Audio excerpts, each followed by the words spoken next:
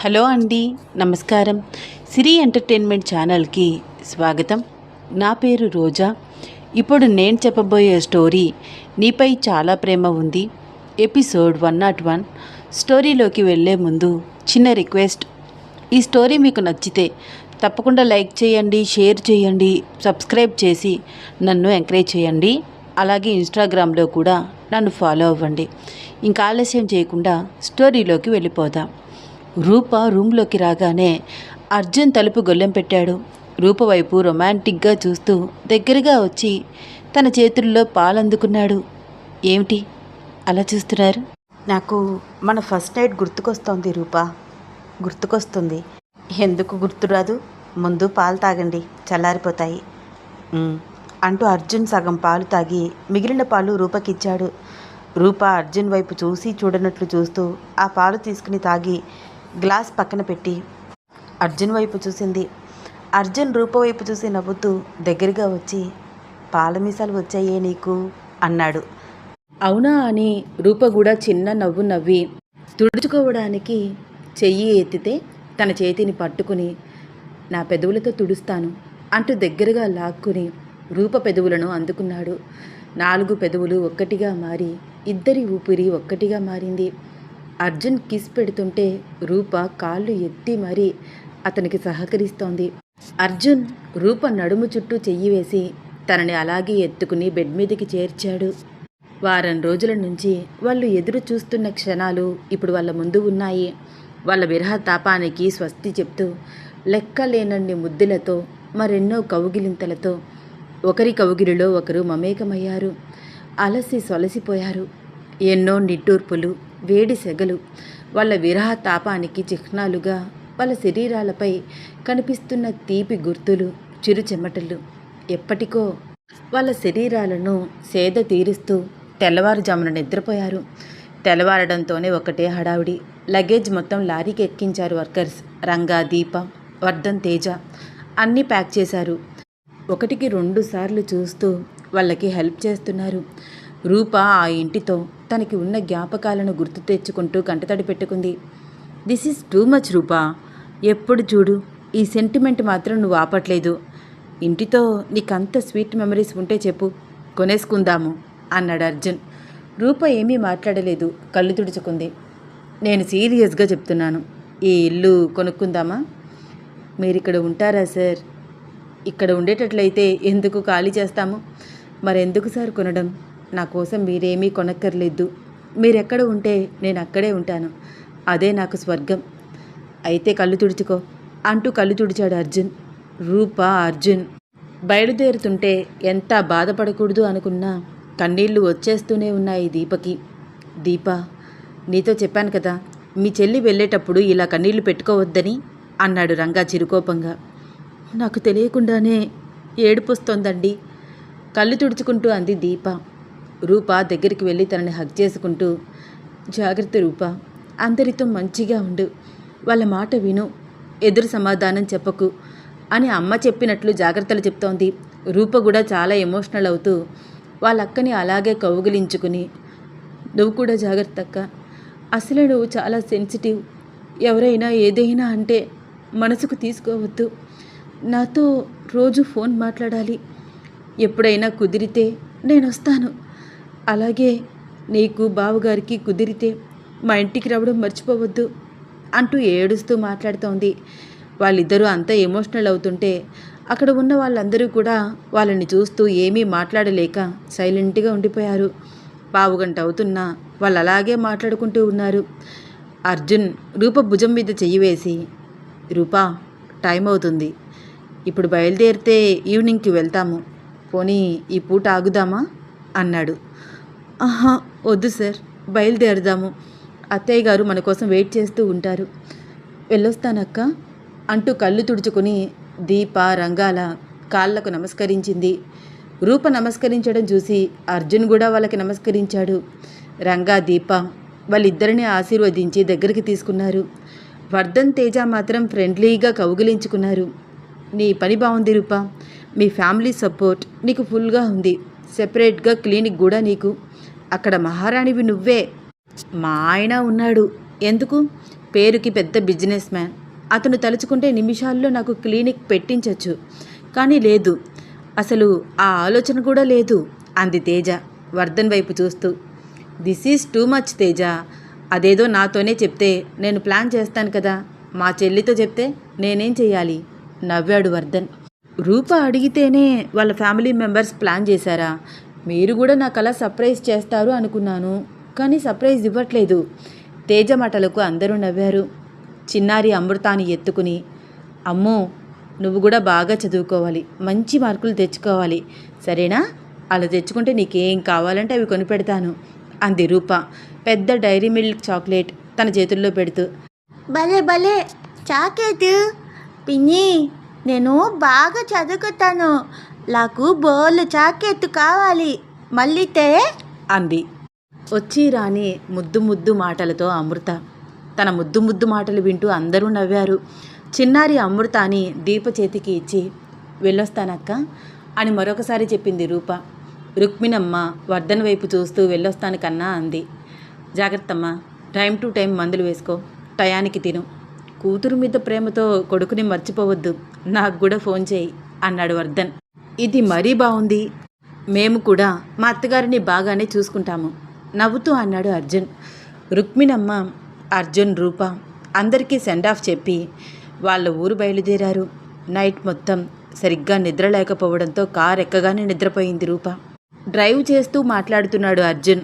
Back సీట్లో కూర్చున్న రుక్మిణమ్మ వైపు చూస్తూ, అత్తయ్య గారు, బ్యాక్ సీట్ మీకు కంఫర్ట్గానే ఉందా?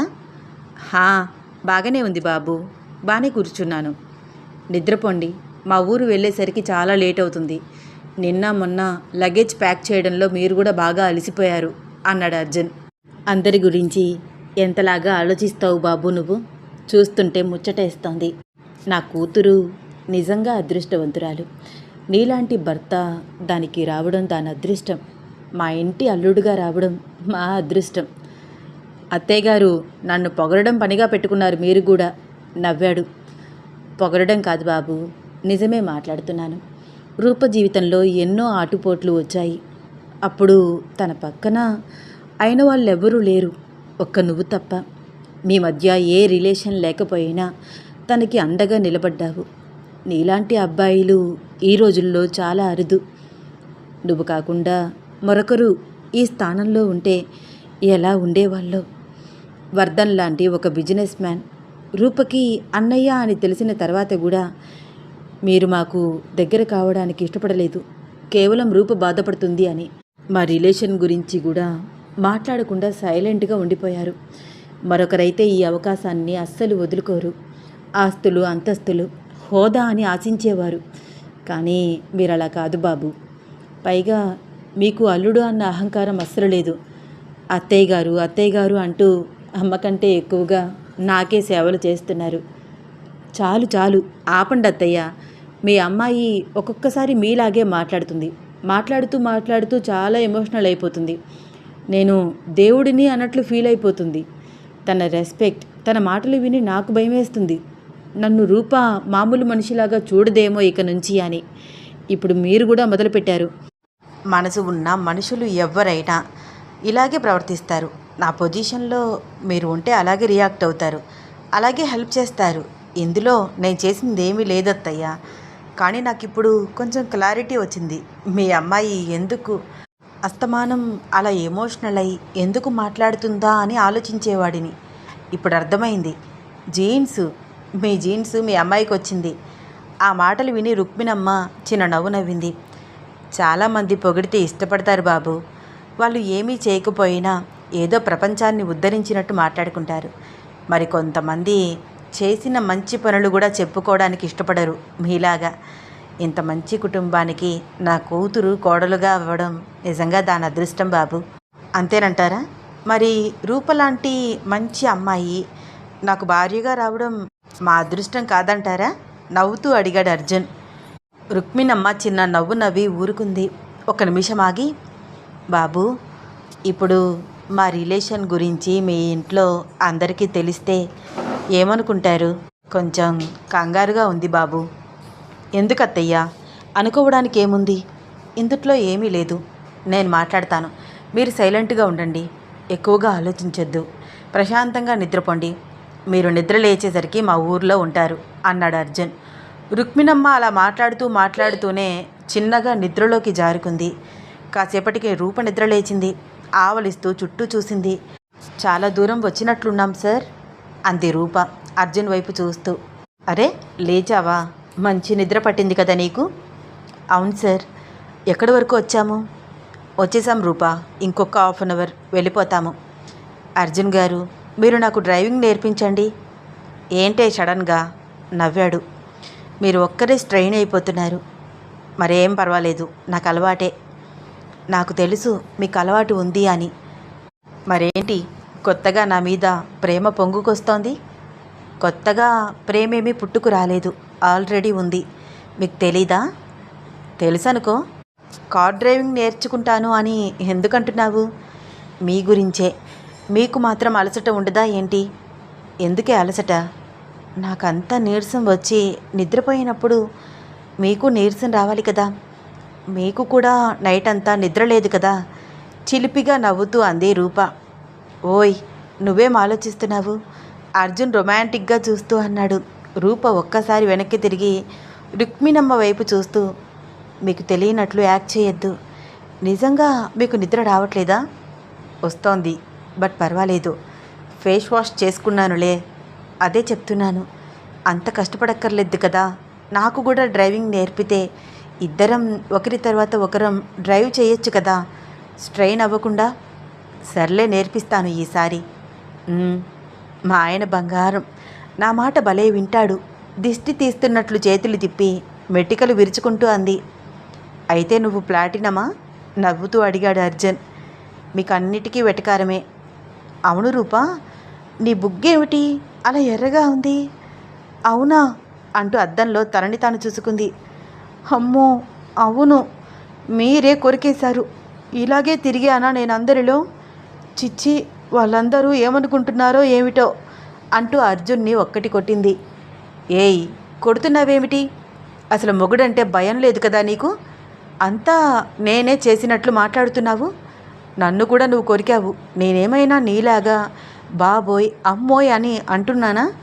ఇక్కడ చూడు, నీ పంటి గుర్తులు అంటూ తన ఛాతీ వైపు చూపించాడు. ఓయ్, అసలు మీరేం మాట్లాడుతున్నారు? మా అమ్మ వింటుంది అంటూ మరొకటి కొట్టింది. అర్థమైపోయిందే నాకు, బాగా అర్థమైపోయింది. నీకు బాగా లోకు అయిపోయాను నేను. జస్ట్ పెళ్ళయ్యి 3 months కాకుండానే కొట్టేస్తున్నావు. 1 year అయితే ఫుట్బాల్ ఆడుకుంటావేమో. చాలండి, నేను నిజంగా కొట్టినట్టు మాట్లాడుతున్నారు. చిన్నబుచ్చుకుంది రూప. సరదాకి అన్నాను. మొహం ఏంటి వెంటనే మార్చేశావు? ఆడవాళ్ళకి అలకే అందమంటారు. నిజమే, నిన్ను చూస్తే అర్థమవుతోంది అన్నాడు అర్జున్ చిలిపిగా నవ్వుతూ. ఇద్దరూ అలా మాట్లాడుకుంటూనే ఇంటి వరకు చేరుకున్నారు. కార్ పార్క్ చేసి అర్జున్ కిందకి దిగాడు. రుక్మిణమ్మని చిన్నగా తట్టి, అమ్మా అమ్మా వచ్చేసాము దిగు అంది రూప. రుక్మిణమ్మ చుట్టూ చూస్తూ కిందకి దిగింది. రూప అర్జున్ రావడం చూసి విఘ్నేశ్వరమ్మ పరమానందంతో ముందుకు వెళ్ళి, ఒసే కాత్యాయిని, పిల్లలు వచ్చారు, అంతా సిద్ధమేనా అంది. అంతే, కాత్యాయిని గుమ్మడికాయ, ఎర్రనీళ్ళు అన్నీ తీసుకుని గుమ్మంలో ప్రత్యక్షమైపోయింది. వాళ్ళిద్దరికీ దిష్టి తీసి బొట్టు పెట్టి కాలు కడుక్కుని లోపలికి రమ్మని చెప్పింది విఘ్నేశ్వరమ్మ. ఏరా అబ్బి, ఎలా ఉన్నావు? అమ్మ బాగున్నావా? పలకరించింది ఇద్దరిని. ఫస్ట్ క్లాస్ నానమ్మ, నువ్వెలా ఉన్నావు అన్నాడు అర్జున్. మీ ఆరోగ్యం ఎలా ఉందండి? టాబ్లెట్స్ వాడుతున్నారా అడిగింది రూప. పెద్ద వయసు వచ్చేసింది కదా అమ్మడు, ఏవో ఆటుపోట్లు ఉంటూనే ఉంటాయి. కాలం వెళ్ళదీస్తున్నాము, పర్వాలేదు. మీరొచ్చారు కదా, దాని ఆరోగ్యం అదే కుదుటపడుతుంది అన్నాడు వెనక నుంచి వస్తూ సిద్ధేశ్వరయ్య మనవరాలిని మనవడిని చూస్తూ.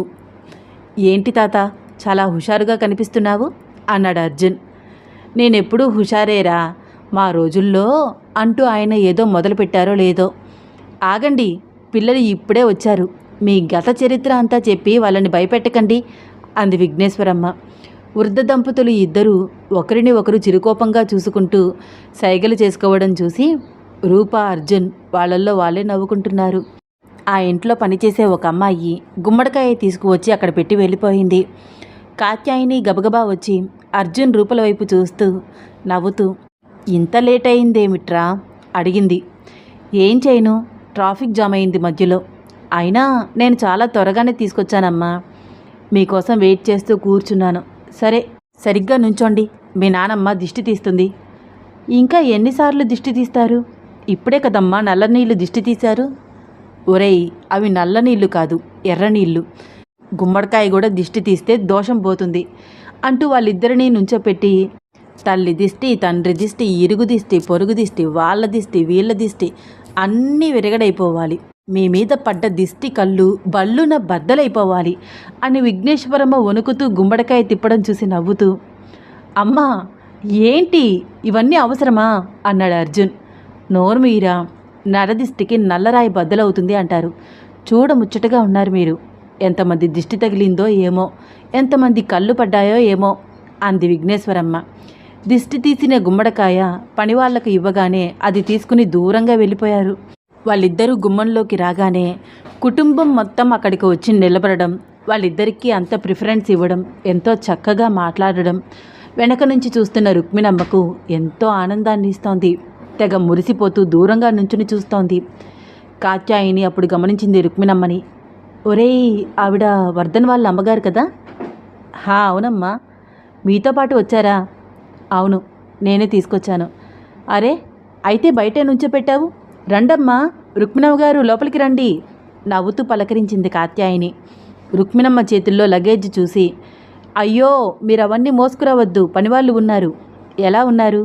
మీ కొడుకు కోడలు అందరూ బాగున్నారా అడిగింది కాత్యాయిని. కాత్యాయిని మాటలు విని లగేజ్ అక్కడే పెట్టేసి చిరునవ్వుతో కాత్యాయిని ప్రశ్నలకు సమాధానం చెబుతూ, అందరూ బాగున్నారు, మీరెలా ఉన్నారు అడిగింది రుక్మిణమ్మ. అందరం బాగానే ఉన్నాము. కొంచెం అత్తయ్యగారి ఆరోగ్యమే అటు ఇటుగా ఉంటోంది. పెద్దావిడ కదా, లోపలికి రండి. మీరు వస్తున్నట్లు వాడు మాట వరుసకైనా చెప్పలేదు. అయ్యో, అర్జున్ బాబుకి తెలియదు నేను వస్తున్నట్లు.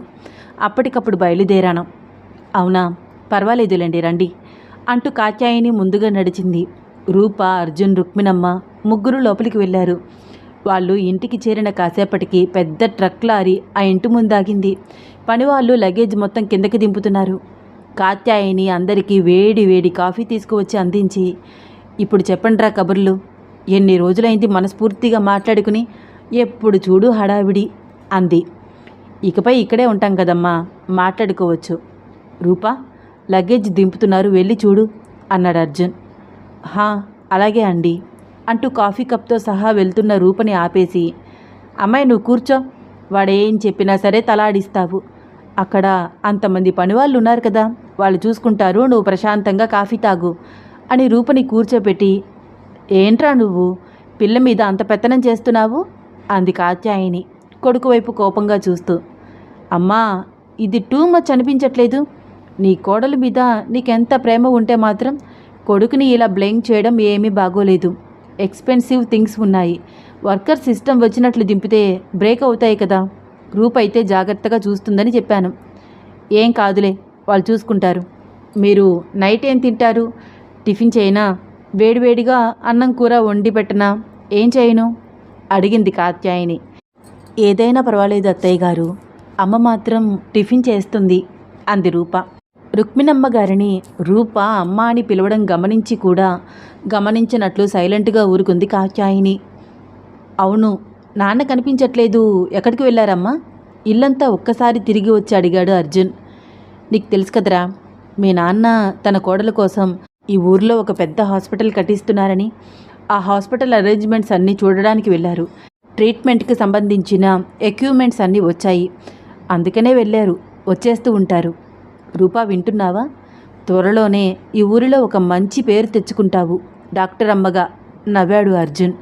రూపు కూడా అర్జున్ వైపు చూసి చిన్న నవ్వు నవ్వుతూ, మనం వచ్చినట్లు అక్క వాళ్ళతో చెప్తానండి అని పక్కకు వచ్చి దీపక్కి కాల్ చేసి, అక్క మేమిప్పుడే చేరుకున్నాము అంది. సరే అమ్మా, జాగ్రత్త. రూపా, నువ్వు ఏమీ అనుకోను అంటే నీకు కొన్ని విషయాలు చెప్పాలి. ఏంటక్క, నువ్వు నన్ను పర్మిషన్ అడుగుతున్నావు? నాతో మాట్లాడడానికి నువ్వు ఇంత ఆలోచించాలా? వెళ్ళేటప్పుడు మాట్లాడదామని అనుకున్నాను, కానీ అంతా హడావిడి అయిపోయింది, క్లియర్గా మాట్లాడలేకపోయాను. అందుకనే ఫోన్లో. పర్వాలేదు చెప్పక్క. ఇప్పుడు పనేమీ లేదా? ఇప్పుడే వెళ్ళారు కదా, కాసేపు ఆగి మాట్లాడనా? నాకు నిజంగా ఇప్పుడు ఇక్కడ ఏ పని లేదు. వర్కర్సే పని మొత్తం చూసుకుంటున్నారు. నువ్వు నాతో ఏం మాట్లాడాలని అనుకుంటున్నావో చెప్పు. క్యూరియాసిటీ తట్టుకోలేను నేను. పని ఎప్పుడూ ఉంటూనే ఉంటుంది. చిన్నగా చేసుకుంటాను, మరేం పర్వాలేదు అంది రూప. సరే రూప, జాగ్రత్తగా విను. ఇప్పటి వరకు నువ్వు అర్జున్ సార్ మాత్రమే కలిసి ఉన్నారు. మీ మధ్య గొడవలు వచ్చినా, ఒకరిని ఒకరు మాట అనుకున్నా, ఒకరికి ఒకరు సహాయం చేసుకున్నా అదంతా ఇక్కడే, ఈ 4 గోడల మధ్య జరిగింది. కానీ ఇప్పుడు అలా కాదు. ఏం మాట్లాడుతున్నావక్క? ఇప్పుడు ఏమైంది?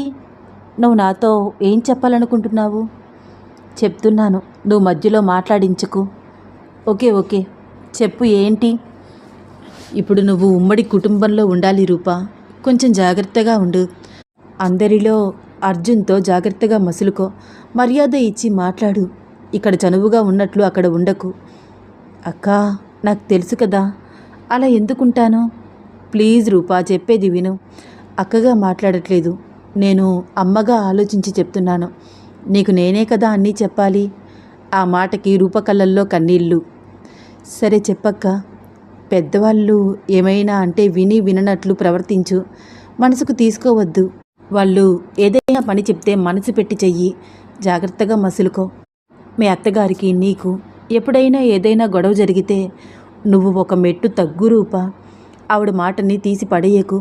మా అమ్మగారికి గౌరవం ఇవ్వు. నువ్వు ఎంత బాగా చదువుకున్నా, ఎన్ని డిగ్రీలు ఉన్నా ఆ ఇంటి కోడలివి అని మాత్రం మర్చిపోవద్దు. దీప చెప్పే ప్రతి మాటకి కొడుతోంది రూప. ముఖ్యంగా ఈ పనులన్నిటి మధ్య పడి మీ శ్రీవారిని నిర్లక్ష్యం చెయ్యకు. ఎంత పని ఉన్నా, ఎంత ఒత్తిడి ఉన్నా భర్త కోరుకునేది భార్య ప్రేమ, మమకారం. వాళ్ళ మధ్య ఆ కెమిస్ట్రీ మిస్ అయితే మాత్రం ఖచ్చితంగా డిస్టర్బెన్స్ వస్తాయి. అతను తిరిగి వచ్చి నిన్ను చూసేసరికి అతని అలసట మొత్తం మరిచిపోయి అతని పెదవుల మీద చిరునవ్వు రావాలి రూపా. అలా కనిపించాలి నువ్వు అతనికి. భార్యాభర్తల మధ్య చిన్న చిన్న అండర్స్టాండింగ్స్ మిస్ అయితే పెద్ద ప్రాబ్లమ్స్ వస్తాయి. ఏదైనా సరే అతనితో షేర్ చేసుకో. అతనికి ఏం కావాలో, ఎలా ఉండాలో అడిగి తెలుసుకో. నీకేం కావాలో చెప్పు. మీ మధ్య ఇలాంటి అండర్స్టాండింగ్స్ ఉంటేనే ఫ్యూచర్ బాగుంటుంది. డిస్టర్బెన్స్ రావు. అర్థమవుతుందా అని మరీ చెప్పింది దీప. చాలా బాగా చెప్పావక్క. నీతో మాట్లాడడం వల్ల నేను ఇంకా కొంచెం జాగ్రత్తగా ఉంటాను. దట్స్ గుడ్ రూపా. పాపకి భోజనం పెడుతున్నాను. నైట్ కాల్ చేస్తాను, ఓకేనా? సరే అక్క, ఉంటాను. నువ్వు కూడా జాగ్రత్త. దిగులు పెట్టుకోవద్దు. మనం రోజు మాట్లాడుకుందాం. కుదిరినప్పుడల్లా వీడియో కాల్ చేస్తాను. బావగారిని కూడా అడిగానని చెప్పు. అలాగే. చిరునవ్వు నవ్వింది దీప. ఇద్దరూ అలా కాసేపు మాట్లాడుకున్నాక కాల్ కట్ చేసి లోపలికి వచ్చింది రూప. అర్జున్ రుక్మిణమ్మగారి లగేజ్ మొత్తం ఒక గదిలో పెట్టించి ఆవిడకి ఆ గది మొత్తం చూపించి, ఫ్రెష్ అప్ అవ్వండి అత్తయ్య గారు, సరదాగా అలా బయటికి వెళ్దాం. ఇక్కడికి దగ్గరలో శివాలయం టెంపుల్ చాలా బాగుంటుంది. గుడికి వెళ్ళి వచ్చాక భోజనం చేసి టాబ్లెట్స్ వేసుకుని రెస్ట్ తీసుకుందరు కానీ అంటూ గడగడా మాట్లాడుతున్నాడు. ఇంత పెద్ద గది నా ఒక్కదానికి ఎందుకు బాబు? చుట్టూ చూస్తూ అంది రుక్మిణమ్మ. ఇక్కడ అన్ని గదులు అలాగే ఉంటాయి, మరేం పర్వాలేదు, మీరు ఉండండి. నేను రూపా కూడా ఫ్రెష్ అప్ అవుతాము. మీరు కూడా త్వరగా రెడీ అవ్వండి. ఈ పూటే వెళ్ళాలా బాబు? కొంచెం అలసటగా ఉంది, ప్రయాణం చేసి వచ్చాం కదా.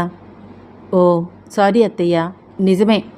ఇకపై ఇక్కడే ఉంటారు కదా, చిన్నగా వెళ్దాంలేండి. మీరు స్నానం చేసి రెస్ట్ తీసుకోండి అని అర్జున్ బయటికి వచ్చాడు. కాత్యాయనికి ఏమీ అర్థం కాలేదు.